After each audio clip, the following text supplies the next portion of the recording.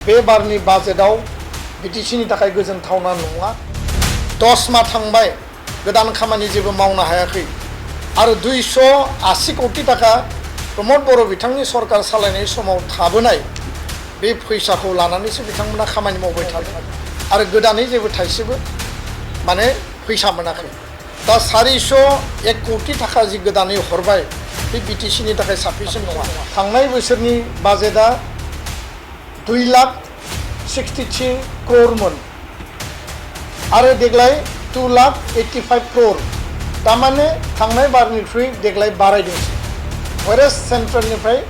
फैसाखौ खम मोनदों होननानै बिथांमोना बुंनानै रायजो राजाफोरखौ बुजायनो बा फुस्लिमनो थाखाय नाजादों। प्रमोद बर' बिथांनि सरकारनि समाव माइनरिटी सरकारमोन, मिलिजुलि सरकारमोन, UPPL आरो BJPनि। किन्तु दिनै 28 जन MCLA नि सरकार, 10 जन MLA दङ। बेबायदि सरकारनि समावबो बाजेटआ खमायनानै हरजानाया थारैनो लासिंसिं। 28 जन MCLA नि BPF नि जि सरकार, हाग्रामा महिलारी बिथांनि सरकार आरो जेराव 10 जन BPF नि MLA दङ, 4 BJP नि 14 जन NDA नि माने MLA फोर दङ, 2 मन्त्रि दङ। बेबायदि थासारियाव जि मोनसे शक्तिशाली सरकार होननानै हाग्रामा महिलारी बिथाङा गावखौनो बुंनानै लायो बा सरकारनिफ्राय दाबि खालामनानै थाइसे होनानै थाइनै बिनानै लाबोगोन, एतगा दि दुटगा आनिम होननानै जेखौ बुङोमोन बिथाङा, 400 थाइसे माने 1 कोटी टाकाल' मोननाया बे एसे लाजिथावना। आरो बे 25 लाख बिटिसि बासि रायजो राजानि जि हप्स एन्ड एसपिरेशन, जि एक्सपेक्टेशन, बिनि सायाव बिथांमोना जिखिनि बिसायख'थियाव प्रतिश्रुति होदों, जिखिनि कमिटमेन्ट होदोंमोन, 2 लाख टाका इयुथनो होगोन, बायदिसिना बेनिफिसियारि हिताधिकारी स्किम होगोन, बेखौ फुलफिल खालामनांगौआ मोगथाङाव जाफुंसारगोन होननानै जों साना। मैया आसाम विधान सभानि जि बाजेट सेसन 2026 आरो 27 नि बे बाजेटनि सायाव जे फाइनेन्स मिनिस्टारा बाजेट दाखिल खालामबाय, इउनाइटेड पिपल पार्टी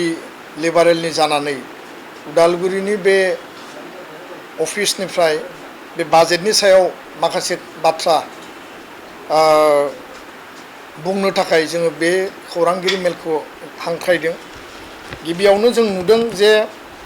2,85,000 सामथिं मैयानि बाजेटआव फाइनेन्स मिनिस्टार बिथाङा बेखौ ले खालामदों आरो बेयाव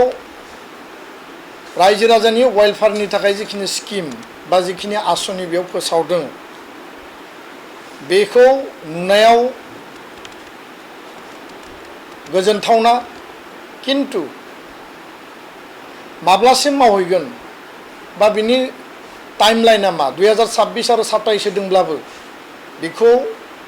जोङो बेखौसो बुजिदों जे 2031 सनसिम जे 5 बोसोरनि मोनसे भिजन डकुमेन्ट बायदिसो जों नुदों। खारन बेयाव स्पेसिफिक टाइम जेबो मेनसन खालायाखै जे माब्लासिम बेखौ मावफुंहैगोन। आरो बिनि थाखायनो बेयाव रायजो राजानि जिखिनि एसपिरेशन आरो एक्सपेक्टेशन दङमोन, माब्ला फुलफिल जाहैगोन बेयाव कुनु थिरां लिरनानै बा बुंनानै होनाय जायाखै। बे बाजेटआव जों नुबाय जे बिटिसिनि थाखाय 9 जिल्ला आरो गोदानै हाबनाय शनितपुर आरो बिश्वनाथ इनक्लुडिं 401 कोटी टाका बेयाव SOPD स्टेट ओन प्रायोरिटी डेभलपमेन्ट जेनेरेलनि हेडआव बेयाव होनाय जादों आरो वेलफेयार अफ बड'लेण्ड डिपार्टमेन्टनि गेजेरजों टटेल SOPD आरो सेलारि हेड 4,028 कोटी टाका बेयाव लिरनानै होनायखौ जों नुदों। दा बेयाव जों जुदि नायोब्ला थांनाय समनि जि थांनाय बोसोर 2025 आरो 26 नि जि बाजेटमोन, बे बाजेटआव बिटिसिनि थाखाय 450 कोटी टाका होनाय जादोंमोन आरो पार एनाम 2 इन्स्टलमेन्टआव 843 करोड़ टाका बिटिसिनो हरनाय जादों। एडिशनेलि 200 कोटी टाका इनफ्रास्ट्राक्चार डेभलपमेन्टआव हरनाय जादों आरो बेखौबो जों नुदोंमोन 2020 आरो 21 सनाव बा 21 आरो 22 सनाव जे 500 कोटी टाका गुडविल स्किमनि गेजेरजों रोड इनफ्रास्ट्राक्चार डेभलपमेन्टनि थाखाय बिटिसि ओनसोलनि रायजो राजानि माने एक्सपेक्टेशन आरो एसपिरेशनखौ आसा आरो आकांक्षाखौ बुजिनानै आसाम सरकारा हरदोंमोन। 24 आरो 25आव एडिशनेलि आरोबाव 500 कोटी गुडविल स्किमनि थाखा हरनायखौ जों नुनो मोन्दोंमोन प्रमद बर' बिथांनि सरकार सालायनायनि समाव नाथाय बे बाराव थांनाय बारनिख्रुइ 450 कोटीनि जायगायाव देग्लाय नैबे बाराव जिखौ 28 जन MCLA नि BPF नि जि सरकार हाग्रामा महिलारि बिथांनि सरकार आरो जेराव 10 जन BPF नि MLA दङ साब्रै BJP नि 14 जन NDA नि माने MLA फोर दङ सानै मन्त्रि दङ बेबादि थासारियाव जि मोनसे शक्तिशाली सरकार होननानै हाग्रामा महिलारि बिथाङा गावखौनो बुंनानै लायो बा सरकारनिफ्राय दाबि खालामनानै थाइसे होनानै थाइनै बिनानै लाबोगोन एतगा दि दुतगा आनिम होननानै जिखौ बुङोमोन बिथाङा 400 थाइसे माने 1 कोटी थाखाल' मोननाया बे एसे लाजिथावना आरो बे 25 लाख BTC बासि रायजो राजानि जि हप्स एन्ड एसपिरेशन जि एक्सपेक्टेशन बिनि सायाव बिथांमोना जिखिनि बिसायख'थियाव प्रतिश्रुति होदों जिखिनि कमिटमेन्ट होदोंमोन 2 लाख थाखा युथनो होगोन बायदिसिना बेनिफिसियारि हिताधिकारी स्किम होगोन बेखौ फुलफिल खालामनांगौआ मोगथाङाव जाफुंसारगोन होननानै जों साना आरो बेबायदि भुवा प्रतिश्रुतिनि गेजेरजों एसेबां पावारफुल शक्तिशाली मेजरिटी सरकार कारण UPPL नि समाव प्रमद बर' बिथांनि सरकारनि समाव माइनरिटी सरकारमोन मिलिजुलि सरकारमोन UPPL आरो BJP नि किन्तु दिनै 28 जन MCLA नि सरकार 10 जन MLA दङ बेबायदि सरकारनि समावबो बाजेटआ खमायनानै हरजानाया थारैनो लासिंसिं आरो बे बेलायाव बेखौबो आं बुंनो नागिरो जे थांनाय बोसोरनि बाजेटआ 2,63 करोड़मोन आरो देग्लाय 2,85 करोड़ तारमाने थांनाय बारनिख्रुइ देग्लाय बारायदोंसै वेरेस सेन्ट्रेलनिफ्राय फैसाखौ खम मोन्दों होननानै बिथांमोना बुंनानै रायजो राजाफोरखौ बुजायनो बा फुस्लिमनो थाखाय नाजादों जेखिजाया बे बारनि बाजेटआव BTC नि थाखाय गोजोनथावना नङा आरो बेखायनो इउनाइटेड पिपल पार्टी लिबारेलनिफ्राय जोंनि दोलोनिफ्राय जोङो खावलायो आसाम सरकारखौ जे फैबाय थानाय समाव बाजेटखौ एनहेन्स खालामनानै आर्मार्क खालामनांगौ आरो बारायनांगौ बे खोथाखौ जोङो दिनै दाबि दैखाङो बेजों लोगोसेनो गुबुन मोनसे आयदायाव आङो फैनो नागिरदों जे क'क्राझार इउनिभार्सिटिनि थाखाय बे बारनि बाजेटआव गुबुन गुबुन गोदानै गायसनजानाय बङाइगाव इउनिभार्सिटि बा नर्थ लखिमपुर इउनिभार्सिटि गुबुन गुबुन इउनिभार्सिटि बायदि क'क्राझार इउनिभार्सिटिनि थाखाय 100 करोड़ बेयाव मेनसन खालामनाय दङ आरो बेखौ जों वेलकाम खालामदों गोदान इउनिभार्सिटि आरो बे इउनिभार्सिटिखौ थांनाय प्रमद बर'नि सरकारनि समावनो आरो जेब्ला आं दुलाराय बर' फरायसा आफादाव दङमोन जोंबो दाबिनानै आरो सरकारनिफ्राय खामानि मावनानै बेखौ गायसननो हानाय जादोंमोन दिनै बेखौ फुल फ्लेजेड इउनिभार्सिटि बा इनफ्रास्ट्राक्चार डेभेलपमेन्ट खालामनांगौआ जोंनि बयनिबो दायित्व बिनि थाखाय 100 करोड़ होनायखौ नुनानै जोङो सरकारखौ धन्यबाद होदों किन्तु समान समान बे खोथायाबो सैथोमोन जे 2024-25आव क'क्राझाराव जेला स्पेशल आसाम विधान सभानि सेसन जायो उदालगुरियाव मेडिकेल कलेज एन्ड हस्पिटाल गायसननायनि थाखाय आसामनि गिबि मन्थ्रिया खोथा होदोंमोन आरो बे खोथा बायदि नैबे बाजेटआव बे मेनसन जानांगौमोन वेरेस जों नुबाय जे हजाय बजालि हाइलाकान्दि आरो गवालपारायाव गंब्रै मेडिकेल कलेज गायसनगोन होननानै बेयाव लिरनानै होदों सरकारा कमिटमेन्ट होदों किन्तु उदालगुरिनि थाखाय मेडिकेल कलेज आरो हस्पिटाल गायसननायनि बेयाव जेबो मेनसन खालामनायखौ जों नुवाखै आरो जायखौ लानानै जोङो दुखु फोरमायदों आरो बे बाथ्राखौ लानानै उदालगुरि जिल्लायाव थानाय MLA बिथांमोना जेबो खोथा बुङासै बा BTC आव थानाय MLA बा मन्त्रि बिथांमोना जेबो खोथा बुङासै कारण क'क्राझाराव मेडिकेल कलेज गायसनबाय आरो हाग्रामा महिलारि बिथांनि समाव गायसनदों बे खोथाखौ जोङो गनाया लायो आरो 2022-23आव तामुलपुराव मेडिकेल कलेज गायसनदों प्रमद बर'नि नेतृत्वआव आरो जों लुबैदोंमोन जे उदालगुरियाव मेडिकेल कलेज आरो हस्पिटाल गोदानै गायसननांगौ दा बेखायनो जोंनि जिखिनि मोननो गोनां दङ बे मोननो गोनां दाबिखौ लानानै जोङो खामानि मावलांगोन आरो दाबि होलांगोन जोङो नुदों जे मैयानि बाजेटखौ लानानै गोबां माखासे दान्थे बिदान्थे MLA बिथांमोना बुंदों हाग्रामा महिलारि बिथाङा बुंदों आरो बाजेट खम मोननायनि थाखाय हाग्रामा महिलारि बिथाङा मैया बुंदों जे डेभेलपमेन्टनि खामानिया थाबथानाय नङा डेभेलपमेन्टनि खामानिया कन्टिनिउ जागोन आरो गो हेडआव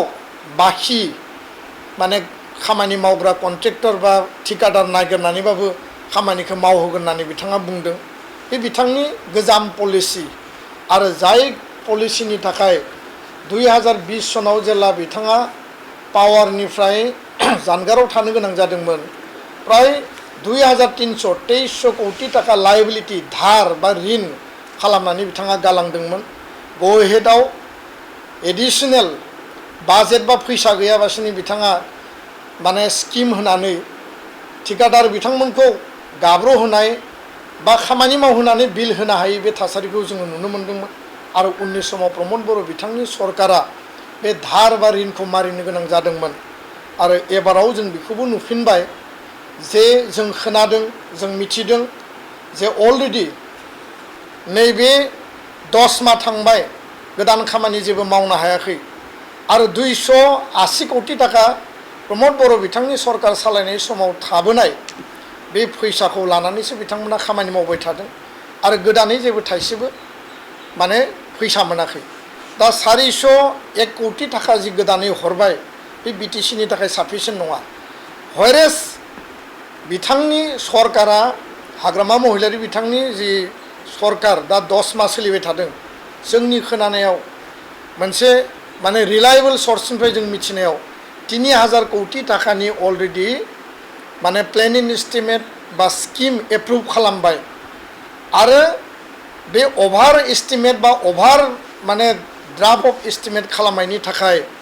बिथांमोना दिनै टेन्डार बन्द खालामनानै होनाय प्लेनिं एस्टिमेटखौ बन्द खालामनानै होनाय बे थासारिखौबो जोङो माने बिथांमोननि नटिस बा सरकारि बिल दलिलनि गेजेरजों नुनो मोन्दों आरो बे बेलायाव 401 कोटी टाका फैदों व्हेरेस एप्रुभेलखौ होदों 3000 कोटी टाकानि आरो थांनाय समाव बयबो मिथिगौ जे 2300 कोटी टाका लायबिलिटी धार खालामनानै गालांदोंमोन आरो बे बेलायाव आंनि सोंथिया बिसो जे मेक बिटिसि ग्रेट एगेन जि खोथाखौ बुंदोंमोन बे बेलायाव मेक बिटिसि पोर एगेन बा मेक बिटिसि लायबिलिटी एगेन खालामनायनिसो मोनसे माने दा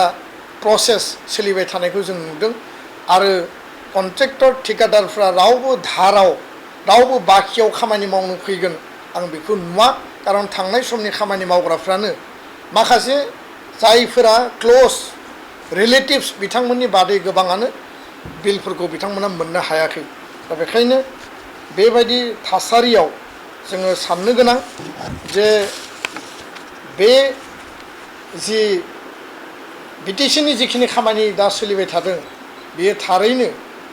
बिसायख'थियाव जिखिनि कमिटमेन्ट प्रतिश्रुति होदोंमोन बेखौ फुलफिल खालामनायाव बिथांमोना फेलार जादों आरो रायजो राजाया जि मोनसे आसा आरो मिजिं लानानै बिथांमोननो मेन्डेट होदोंमोन मेजरिटि होदोंमोन बे मेन्डेटनि बिनिमयाव रायजो राजानि जे डेभेलपमेन्ट बा वेलफेयार स्किमनि जे खामानि जानांगौ बेखौ जाहैगोनखौ जोङो नुवा फैबाय थानाय समासो बेखौ स्पष्टयै मिथिहोगोन आरो बिनि थाखाय जोंनि पार्टिनिफ्राय जेब्लाबो जों रायजो राजानि जानानै जों खोथा बुंलांगोन गुबुन मोनसे बाथ्राया जाहैबाय जे बिधान सभानि मजियाव उदालगुरिनि एमएलए रिहन दैमारि बिथाङा मोनसे कुइसन रेज खालामनायखौ जोङो नुदों जे बिथाङा बुंदों जे सनितपुर आरो बिश्वनाथनि साथिखान गामि आरो माखासे गामि सोदेरनाय बे ओनसोलाव थांनाय सरकारनि समाव डेभेलपमेन्टनि खामानि मावाखै बाजेट मोननानैबो मावाखै होननानै बिथाङा सोंथि सोंदों बे बेलायाव आङो स्पष्ट बुंनो नागिरो जे थांनाय सरकारनि समाव 10-15 कोटी टाका 60टा गामिनि थाखाय लामा दालां स्कुल कलेज बेयाव डिपार्टमेन्ट जिखिनि 40टा 39 डिपार्टमेन्टनि माखासे अफिस बानायनो थाखाय प्लेनिं एस्टिमेट स्किम एनाउन्समेन्ट होनानै माने फाउन्डेसन ले खालामनाय जादोंमोन आरो बेखौ अलरेडि टेन्डार प्रसेसबो जाबाय नाथाय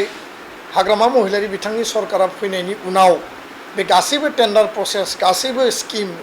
एप्रुभ जाखानायखौनो टेन्डार जाखानायखौनो गासैबो केन्सेल खालामनानै होदों दा दायनिगिरिया सोर जायफोरा दिनै कुइसन रेज खालामदों बिथांमोनानो अलरेडि एप्रुभ खालामनाय स्किम बा एस्टिमेटखौ केन्सेल खालामदों आरो जौगानायखौ बिथांमोना बन्द खालामदों दा बेखायनो साननो गोनां बाथ्राया बे जायफोरा दिनै कुइसन खालामदों बिथांमोनानो बै ओनसोलनि डेभेलपमेन्टखौ बन्द खालामनायनि खामानिखौसो मावदोंमोन आरो बे बेलायाव आङो आसाम सरकारखौ स्पेसियेल बिनि सायाव इनिशिएटिभ लानो थाखाय आं खावलायदों बेखिनि खोथाखौनो आङो दिनै खौरांगिरिनि मेलजों फोरमायबाय